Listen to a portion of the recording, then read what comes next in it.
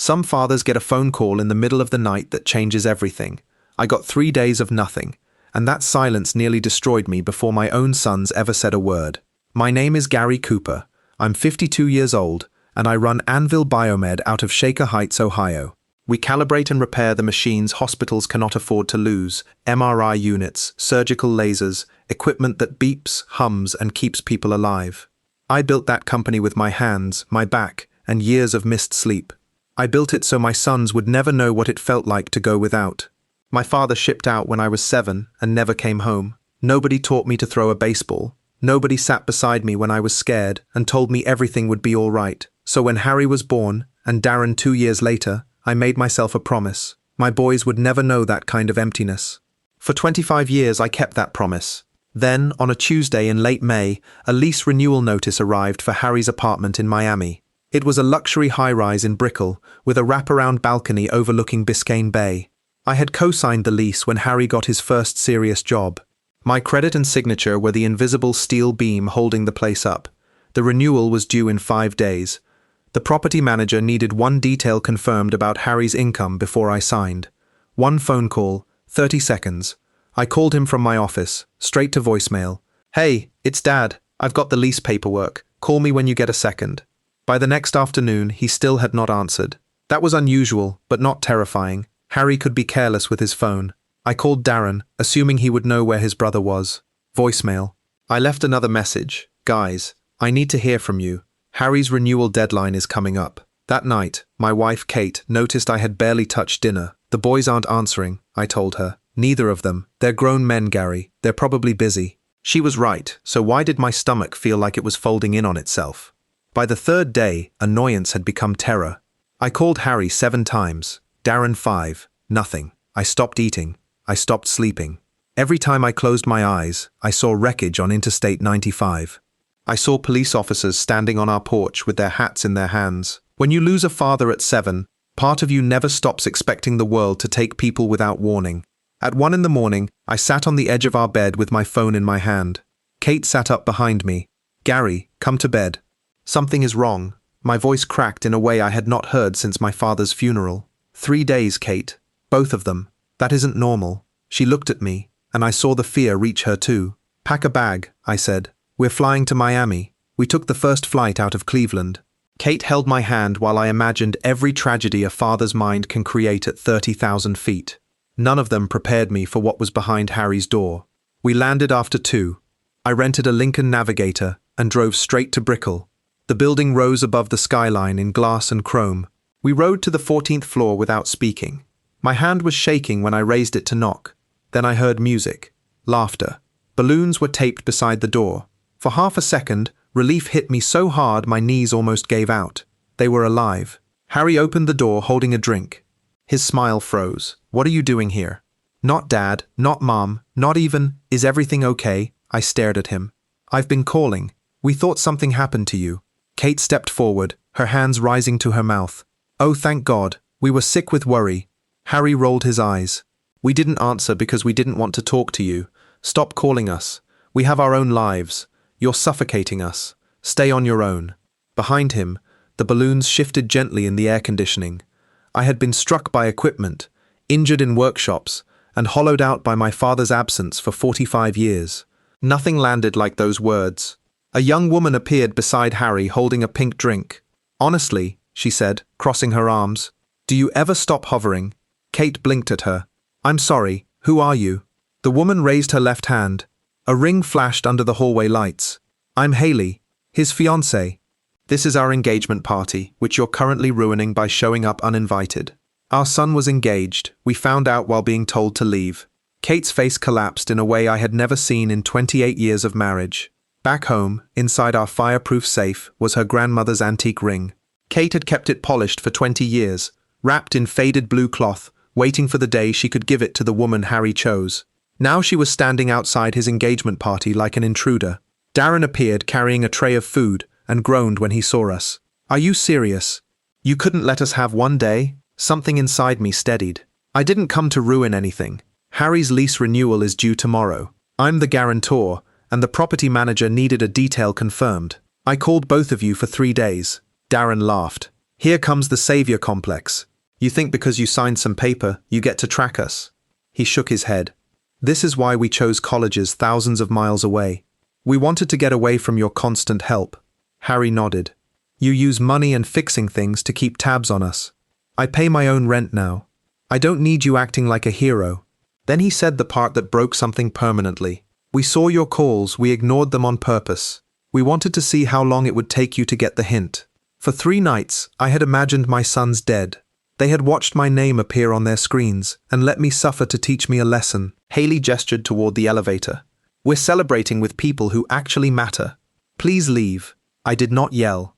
I looked at the sons I had spent my life protecting. They were standing in an apartment my signature made possible, telling their mother she did not matter. I took Kate's hand and turned toward the elevator. They wanted to be on their own. They were about to receive exactly what they had asked for. Kate cried silently all the way to the airport. Halfway there, she finally spoke. 20 years, Gary. I kept that ring polished for 20 years. She stared through the window. My grandmother came from Poland with that ring sewn inside her coat. I imagined telling Harry's wife the story. I never imagined being told I was ruining a party I didn't know existed. I held her hand. On the flight home, something changed inside me. I had given my sons everything I never had, and somehow they had learned to see love as interference and support as control. By the time we landed in Cleveland, the frightened father who had boarded that morning was gone. We reached home after 10. Kate made it 2 steps into the living room before her knees gave out. She fell onto the rug her mother had given us as a wedding gift and cried like someone had died. I sat on the floor and held her. Where did we go wrong? I asked. I was there for everything. Kate lifted her head. You didn't turn them into this. They did that themselves. You gave them a life they never had to work for. People who never work for something never learn to value it. That night we agreed on one thing. Whatever happened next, we would move together. At 8:02 the following morning, I called my attorney, Paul Hopper. I need my name removed from Harry's lease guarantee before the renewal closes. Paul paused. You understand the building will flag the renewal immediately. No grace period. Without your guarantee, he may not qualify. I understand. You're certain. I've never been more certain. By noon, the withdrawal was processed. At midnight, the renewal window closed without my signature. For the first time in 2 years, there was no invisible steel beam holding Harry's apartment up. 2 days later, he called. Dad, there's a mistake. The building says there's no guarantor. They served us a notice to vacate, and the temporary penalty is doubling the rent. There's no mistake. Silence. You withdrew? Yes. Why would you do that? I can't qualify on my income. If they file an eviction case, my credit will be destroyed. Haley and I won't be able to rent anywhere. You told me to stay on my own. Dad, please. Call them. Tell them it was a mistake. It wasn't. I ended the call. Harry and Haley packed before the building could file in court. Security stood beside the elevator, while Harry rolled his belongings through the same lobby where he had told his mother she was ruining his engagement party. That is the thing about being a fixer. When you stop fixing, the world does not collapse. It becomes honest.